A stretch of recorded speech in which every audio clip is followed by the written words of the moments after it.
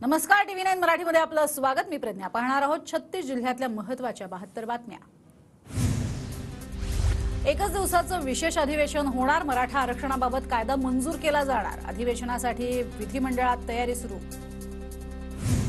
शासनानं जरांगेंना दिलेलं आश्वासन वेळेत पाळलं पाहिजे, शाहू महाराज छत्रपती यांचं वक्तव्य। सगळे सोयऱ्यांचा कायदा पारित झाला नाही तर 31 फेब्रुवारीपासून पुन्हा आंदोलन करणार। मनोज जरांगेंचा सरकारला इशारा। केंद्रातलं आरक्षण आणि आमचा विषय वेगळा, जरांगेंची प्रतिक्रिया। 50% आतच आरक्षणाचं बोला ही मराठ्यांची अपेक्षा। नेते 50% आरक्षणावर बोलले तर ते नेते मराठ्यांविरोधात, जरांगेंचं वक्तव्य। मनोज जरांगेंच्या उपोषणाचा आजचा 10वा दिवस। अधिसूचनेच्या अंमलबजावणीच्या मागणीसाठी जरांगेंचं उपोषण। ओबीसींच्या आरक्षणाला धक्का लागणार नाही अशी सरकारची भूमिका, मात्र आमचं नुकसान होईल अशी भूमिका अधिवेशनात घेतल्यास आम्ही पेटून उठू, ओबीसी नेते बबनराव तायवाड यांचा इशारा। इंदापूरमध्ये मराठा आरक्षणासाठी हर्षवर्धन पाटलांच्या घराबाहेर मराठा तरुणांचं आंदोलन। सगळे सोयरेच्या अधिसूचनेची अंमलबजावणी करण्याची आंदोलकांची मागणी। परभणीच्या तरोडामध्ये मनोज जरांगेंच्या समर्थनार्थ खवले बंधूंचं आमरण उपोषण सुरूच। सरकारनं लवकरात लवकर मराठा समाजाला न्याय द्यावा अशी मागणी। शिवनेरी किल्ल्यावरती शिवजयंती निमित्त भव्य दिव्य सोहळा संपन्न। मुख्यमंत्री एकनाथ शिंदे, उपमुख्यमंत्री देवेंद्र फडणवीस आणि अजित पवार यांची सोहळ्याला उपस्थिती।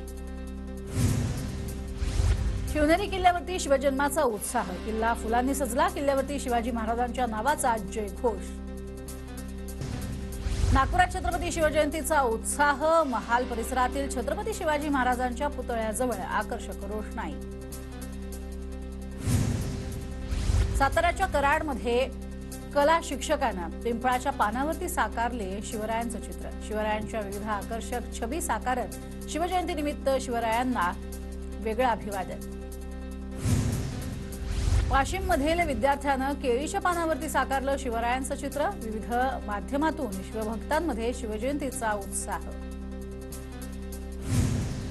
हिंगोलीमध्ये शिवजयंतीचा उत्साह। छत्रपती शिवाजी महाराजांच्या पुतळा परिसरामध्ये आकर्षक विद्युत रोषणाई।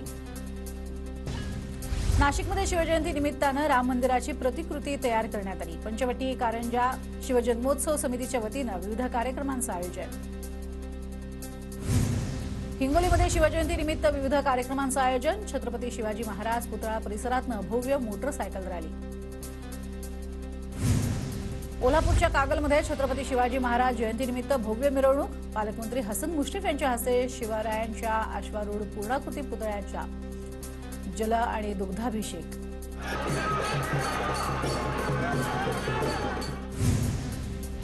अहमदनगर जिल्ह्यातील सोनईमध्ये शिवरायांची भव्य रांगोळी। सुमारे 3 एकर क्षेत्रावरती 20 टन रांगोळी वापरून रांगोळी साकारली। रांगोळी पाहण्यासाठी नागरिकांची मोठी गर्दी। सोलापूरच्या माढ्यामध्ये शिवजयंती निमित्त मोटरसायकल रॅली। रॅलीमध्ये जय शिवरायांचा जयघोष। मोठ्या संख्येनं शिवभक्तांचा, तरुणांचा सहभाग। नांदेडमध्ये अखिल भारतीय छावा संघटनेच्या वतीनं शिवरायांच्या पुतळ्याला दुग्धाभिषेक। शिवजयंतीनिमित्त विविध कार्यक्रमांचंही खास आयोजन। नाशिकमधील ऋषिकेश वाघची शिवरायांना अनोखी मानवंदना। कवड्यांवरती रेखाटलं शिवाजी महाराज, शिवनेरी किल्ला आणि राजमुद्रा। नाशिकच्या कळवणमध्ये शिवजन्मोत्सवानिमित्त मोफत मोतीबिंदू तपासणी शिबिराचं आयोजन। शिवस्मारक समितीचा उपक्रम। जळगावमध्ये विद्यार्थ्यांच्या आरोग्यासाठी सूर्यनमस्कार दिवस साजरा। शिक्षकांकडून विद्यार्थ्यांना आरोग्यविषयक मार्गदर्शन। धाराशिव, तुळजापूर आणि बार्शी शहरातील छत्रपती शिवाजी महाराजांच्या अश्वारूढ पुतळ्यावरती पुष्पवृष्टी। पालकमंत्री तानाजी सावंतांकडून पुष्पवृष्टी।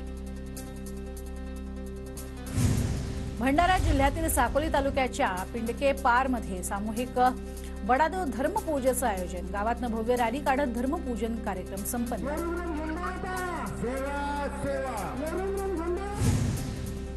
भंडारा जिल्ह्यातील साकोलीमध्ये 2 दिवसीय भव्य बैलगाडा शर्यती संपन्न। बैलगाडा शर्यतीमध्ये 100हून अधिक जोड्या झाल्या सहभागी।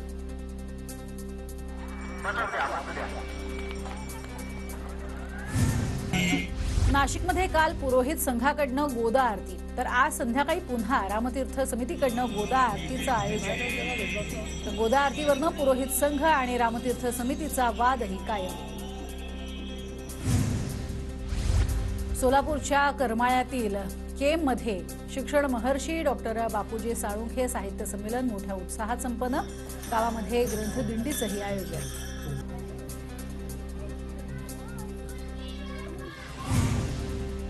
पंढरपुरात माघी यात्रेनिमित्त 3 लाख भाविक दाखल। विठ्ठल रुक्मिणी मातेच्या दर्शनासाठी 5 किलोमीटरच्या रांगा। भुसावळ तालुक्याच्या वरण गावातील ग्रामस्थांची रस्त्यासाठी पदयात्रा। गावचा रस्ता लवकर व्हावा यासाठी मारुती रायाकडे साकडं। सरकारी रुग्णालयांमध्ये बाह्य रुग्ण विभाग आता संध्याकाळीही सुरू राहणार। आरोग्य आयुक्तांच्या रुग्णालयांना सूचना। संध्याकाळी 4 ते 6 वाजेदरम्यान ओपीडी सुरू राहणार। पुणे नागपूर पुणे साप्ताहिक विशेष एक्सप्रेसला मुदतवाढ। प्रवाशांच्या वाढत्या गर्दीमुळे अखेरपर्यंत मुदतवाढ।